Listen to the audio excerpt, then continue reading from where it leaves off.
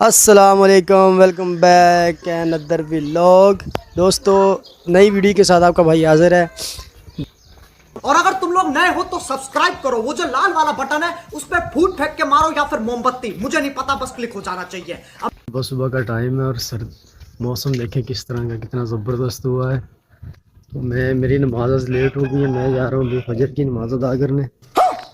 तो मौसम मैंने देखा और बादल वो ज़्यादा छाए हुए हैं आसमान पे, तो मैंने सोचा कि आपको भी दिखाते हैं किस तरह बादलों का राज हुआ है आसमान पे। ये देखें, अच्छा, हमको सिखा रिया है।